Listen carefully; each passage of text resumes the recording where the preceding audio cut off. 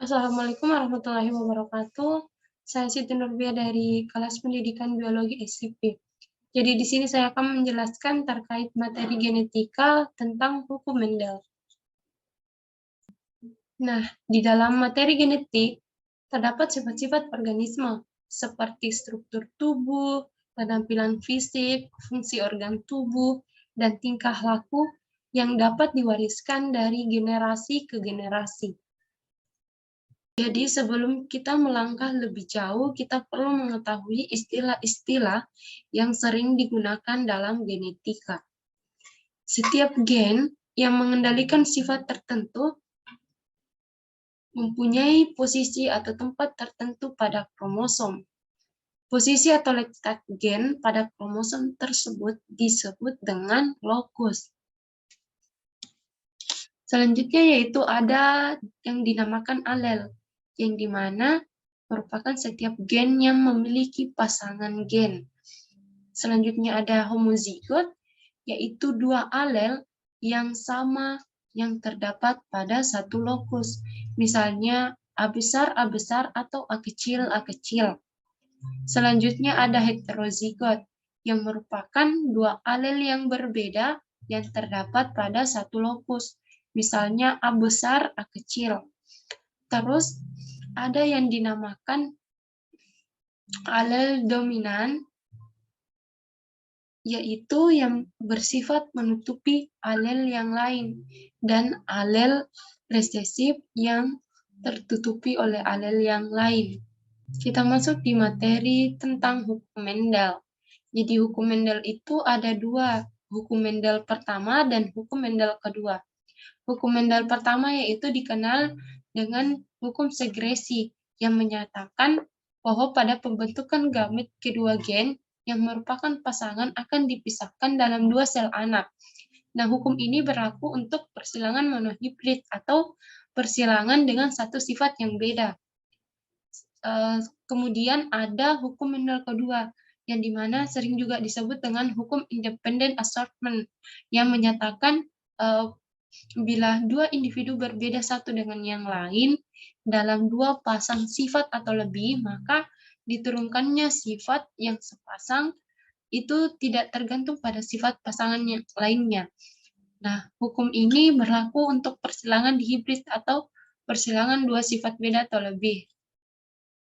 Persilangan dihibrid sendiri, seperti yang dijelaskan sebelumnya, bahwa merupakan persilangan dua individu dengan dua sifat beda atau lebih, yang dimana di sini menghasilkan keturunan dengan perbandingan fenotip dan genotip tertentu. Nah, Mendel dalam percobaannya menggunakan kacang ercis galur murni yang mempunyai biji bulat warna kuning dengan galur murni yang mempunyai biji keriput warna hijau. Karena bulat dan kuning dominan terhadap keriput dan hijau, maka F1 seluruhnya berupa kacang ercis berbiji bulat dan warna biji kuning. Biji-biji F1 kemudian ditanam kembali dan dilakukan penyerbukan sesamanya untuk memperoleh F2. Persilangan tersebut merupakan persilangan dua individu dengan dua sifat yang beda, yaitu bentuk biji dan warna biji. Di sini bulat dilambangkan dengan B besar, yang dimana dominan terhadap keriput, yang dilambangkan dengan B kecil. Sementara kuning dilambangkan K besar, dominan terhadap hijau, yang dilambangkan K kecil. Ini persilangan dari yang dijelaskan sebelumnya. Di sini ada parental atau P1-nya. Di sini ada bulat kuning disilangkan dengan keriput hijau, menghasilkan genotipnya B besar. Ada genotipnya itu B besar, K besar. Sementara keriput hijau itu B kecil, K kecil. Nah, dari genotip ini didapatkan alelnya. Untuk bulat kuning itu B besar, K besar, sementara untuk keriput hijau itu B kecil, K kecil. Jadi generasi F1-nya yang dihasilkan yaitu B besar B kecil, K besar K kecil. Sementara fenotipnya itu bulat kuning. Selanjutnya kita cari parental 2 atau keduanya. Di sini parental 2-nya itu kita silangkan antara F1 dengan F1 yang didapatkan sebelumnya. Di mana di sini ada B besar B kecil, K besar K kecil. Jadi B besar B kecil, K besar K kecil disilangkan dengan B besar B kecil, K besar K kecil sendiri. Alel yang didapatkan ada B besar K besar, B besar K kecil, B kecil K besar, B kecil K kecil. Begitupun dengan ini. Untuk mendapatkan F2-nya, bisa kita menggunakan cara seperti ini, yaitu kita masukkan ke dalam tabel. Baik alel ini dengan alel yang ini. Kita masukkan, di sini ada, sini juga, lalu kita pasangkan di sini atau kita silangkan, sehingga kita menghasilkan di sini ada B besar, B besar, K besar, K besar, B besar, B besar, K besar, K kecil, B besar, B kecil, K besar, K besar, B besar, B kecil, K besar, K kecil. Ini juga ada B besar, B besar, K besar, K kecil, B besar, B besar, K kecil, K kecil, B besar, B kecil, K besar, K kecil, B besar, B kecil, K kecil, K kecil, B besar, B kecil, K besar, K besar, B besar, B kecil, K besar, K kecil, B kecil, B kecil, K besar, K besar, B kecil, B kecil, K besar, K kecil. Ini juga ada B besar, B kecil, K besar, K kecil, B besar, B kecil, K kecil, K kecil, B kecil, B kecil, K besar, K kecil, dan B kecil, B kecil, K kecil, K kecil. Hasilnya ini didapat dari pasangan ini dengan ini dengan ini. Begitupun selanjutnya.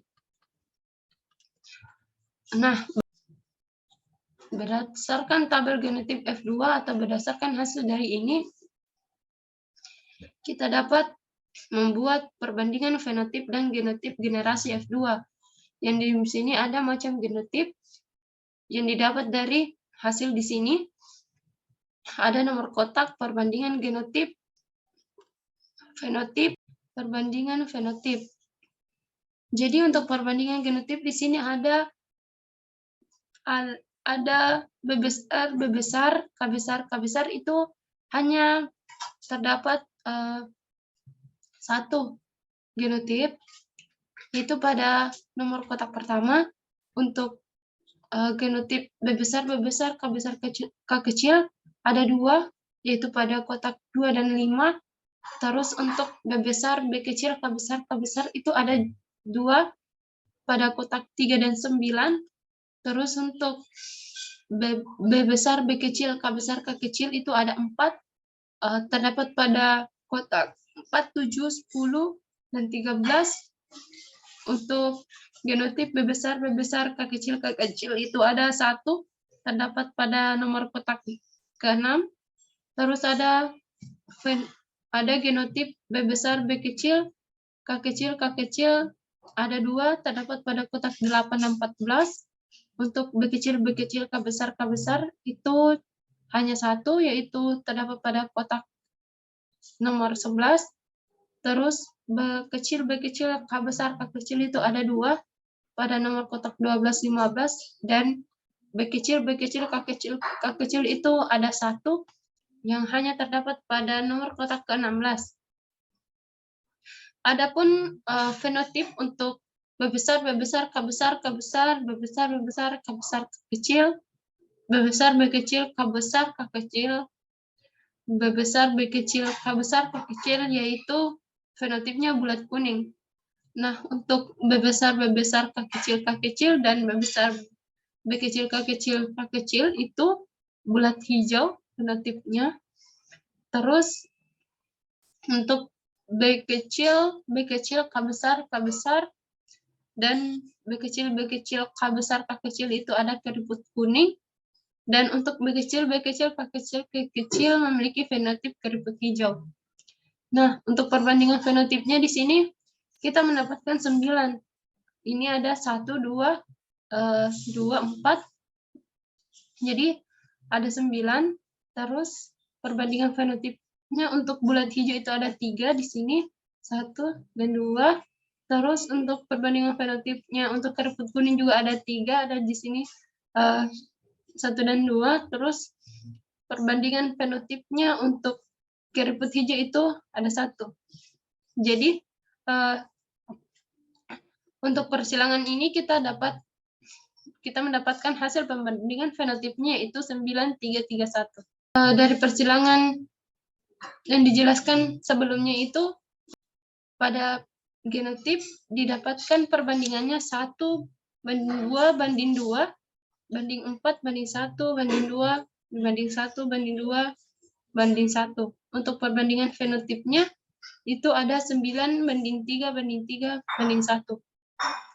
Nah, dari data hasil percobaannya itu, Mendel membuat satu kesimpulan bahwa setiap alel dari satu lokus dapat berpasangan secara bebas dengan alel dari lokus lain pada pembentukan zigot.